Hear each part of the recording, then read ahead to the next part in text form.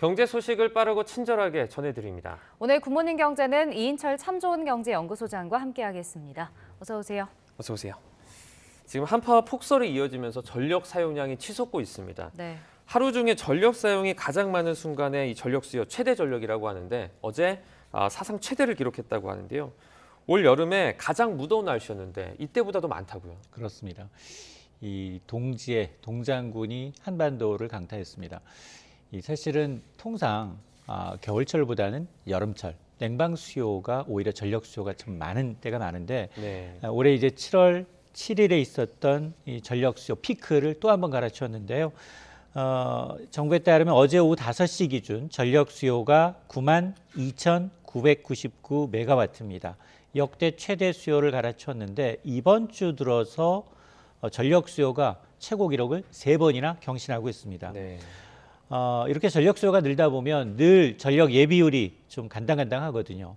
그러나 이제 아직은 이제 비교적 안정적이다라는 게 정부의 판단인데요.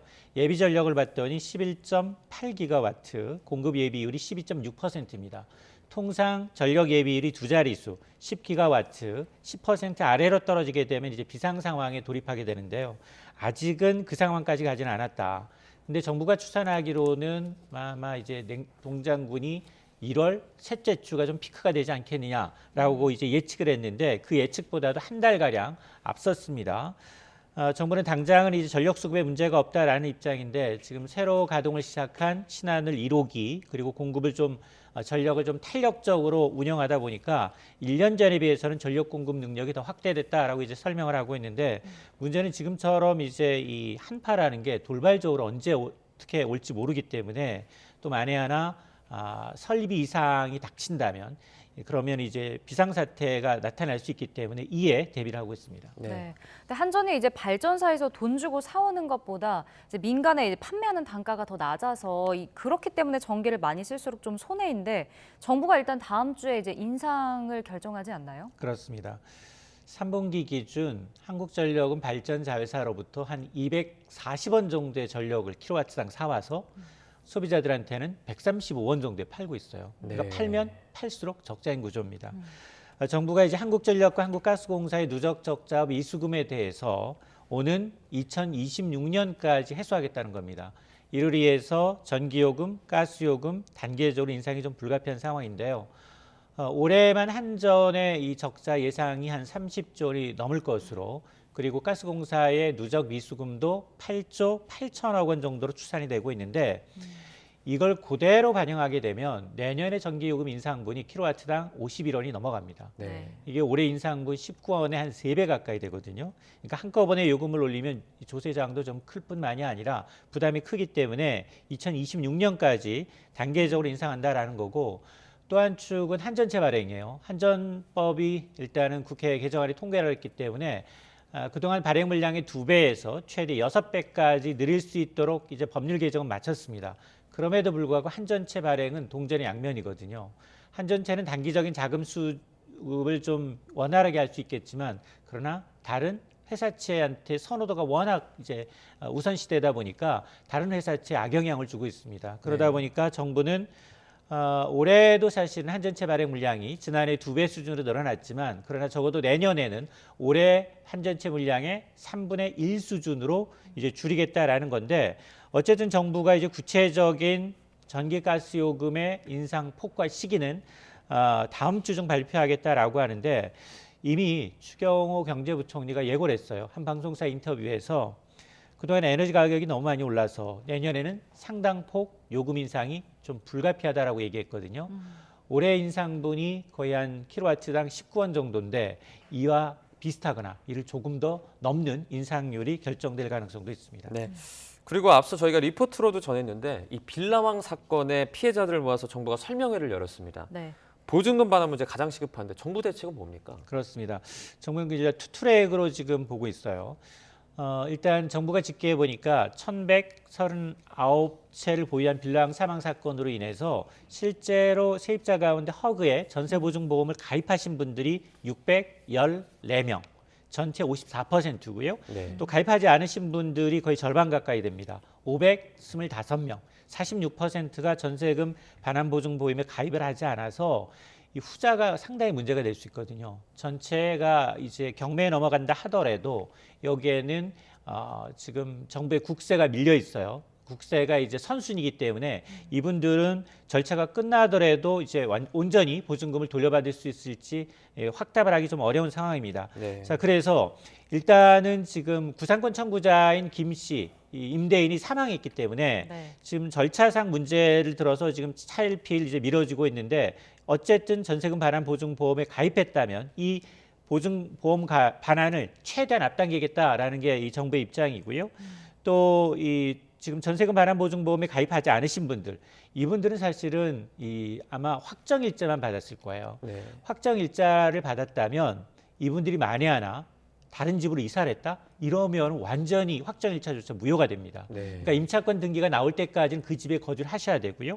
이분들을 위해서는 일단은 아마 이제 최대 연 1%의 저리로 최대 1억 6천만 원까지 저리로 대출 지원을 하겠다라는 건데 이를 위해서 내년에 예산안도 지금 반영이 되어 있습니다. 1,660억 원이 반영이 되어 있는데 자, 문제는 이제 이런 심사를 빨리 진행한다 하더라도 지금 모르시는 분들이 상당 부분 있었거든요. 왜냐하면 뭐 전세 세입 기간이 2년 채 지나셨지 않은 분들은 임대인이 누구인지 잘 모르는 분들이 있기 때문에 조만간 미가입자를 대상으로 해서 2차 설명회를 진행한다는 방침입니다. 네. 네. 근데 문제는 빌라왕 사례뿐이 아니고 뭐 전국 곳곳에서 전세 사기 피해도 좀 속출하고 있는데 이게 세입자 보호를 위한 법안이 좀 계속 처리가 되지 않고 있죠. 그렇습니다. 전세 보증금 사기로 인해서 올해 건수, 금액 역대 최대를 기록하고 있는 상황인데요.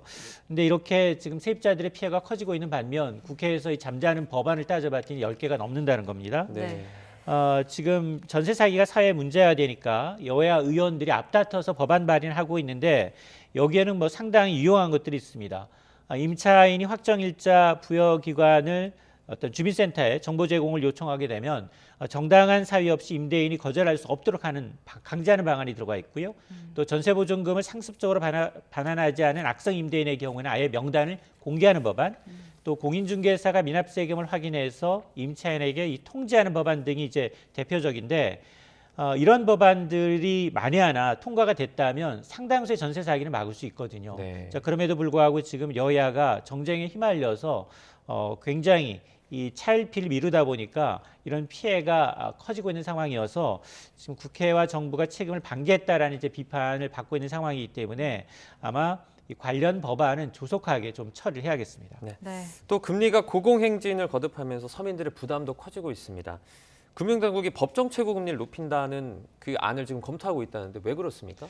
그렇습니다. 사실 이 법정 최고 이 이자율을 이제 낮추는 것만이 능사냐? 실제로 낮춰봤더니 오히려 저축은행이나 대부업체들이 오히려 이 신용도가 양호한 차주만을 선호해서 오히려 제2금융권, 4금융으로 좀 내몰리고 있다라는 지적이 나오고 있습니다. 네. 자, 그래서 지금 금리 인상계 이제 법정 최고 금리로 인해서 저신용 차주가 제도권 금융 밖으로 밀려나가는 이 부분에 대해서 오히려 내년 1월 법정 최고 금리를 조금 인상하는 법안을 이제 검토하겠다라는 겁니다. 네. 실제로 이제 이런 금융기관들이 조달 금리가 한 1%포인트만 오르더라도 이런 취약차주 한 23만여 명이 이 사금융으로 내쫓기고요.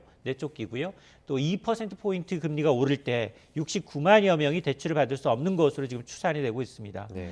근데 이 법정 최고 금리는 사실은 7.9%로 설정이 되고 있는데 계속 순차적으로 24%, 20%까지 낮아졌거든요. 네. 그래서 이 금융당국은 시행령 개정만을 통해서도 법정 최고 금리 27.9%까지 올릴 여력이 있습니다. 그래서 이 부분을 좀 들여다보겠다는 건데 문제는 아니 가뜩이나 지금 고금리 시대에 법정 상한을 내려놓은 걸 또 올린단 말이냐? 이런 이제 부담이 적지 않은 상황이어서 또 만에 하나 이제 지금 금리가 인상되는 시기지만 금리 인하하기에 얼마나 신속하게 내릴지도 의문이기 때문에 아마 정부는 시장 연동형 금리 도입을 포함한 여러 가지 다양한 방안을 확정해서 다음 달 국회에 제출한다는 방침입니다. 네. 자, 올해 코스피 어땠는지도 좀 살펴보겠습니다. 올해 이제 국내 주식 시장이 주요 20개국 가운데 19위였는데 사실 뭐 전쟁 중인 러시아를 좀 제외한다면 우리가 19위니까 좀 최하위인 셈이잖아요. 그 이유가 맞습니다. 뭐였을까요? 동학개미 순환 시대인데요. 아마 국내 주식의 이 동학개미 개인 투자자들이 투자한 선호 한 10개 종목의 수익률이 평균 20% 마이너스 했거든요. 네. 뭐 서학개미는 더 합니다. 자, 그런데 이 한국거래소가 지금 올해 좀 따져보니까 올 첫 거래부터 시작해서 지난 20일 종가 기준 코스피는 거의 22%가 떨어졌습니다. 한 14년 만에 최악의 성적표를 받아들었는데 이걸 G20급 국가와 성적을 좀 비교해 봤더니 우리가 전쟁 중인 러시아가 40% 빠진 걸 제외하게 되면 사실상 최저라는 건데요.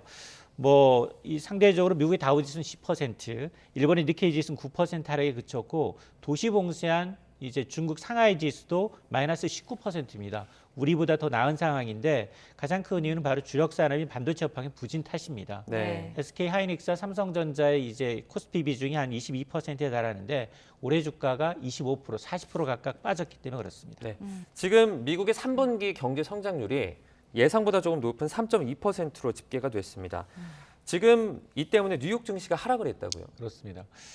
이 지금 투자는 심리라고 하는데 사실은 경제 지표가 좋아지면 증시는 올라야 정상이거든요. 네. 근데 이제 심리가 워낙 안 좋고 산타랠리가 실종됐기 때문에 오히려 경제 지표가 좋아지니까 연준이 긴축 강도를 좀 더 강하게 가져가는 게 아니냐. 이런 우려가 지금 팽배합니다. 주요 지수 나스닥 지수는 2% 넘게 빠졌고요. 그리고 다우와 S&P 500 지수도 1% 넘는 하락률을 기록하고 있는데 네. 가장 큰 건 이 GDP였습니다. 3분기 GDP 확정치가 발표가 됐어요. 연율 3.2%를 기록했는데 이게 잠정치 2.9%보다도 0.3%포인트는 더 상향 조정된 겁니다. 네. 자, 내역을 따져봤더니 개인 소비 지출이 견조하다. 2.3%나 증가를 해서 잠정치 1.7%, 2분기 2%보다도 더 증가폭이 커졌다는 겁니다. 금리를 아무리 많이 올라도 소비 심리가 줄지 않고 있다라는 거고요. 네. 또 하나가 주간 고용 지표입니다.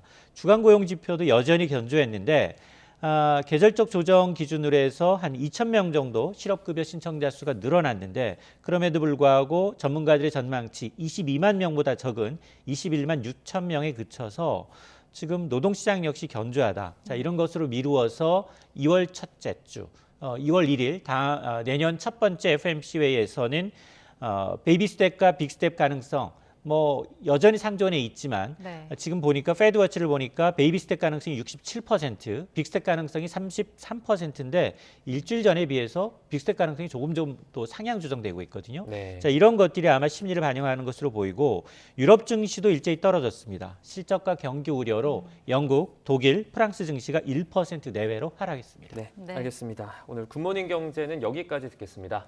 이인철 참좋은 경제연구소장과 함께했습니다. 고맙습니다.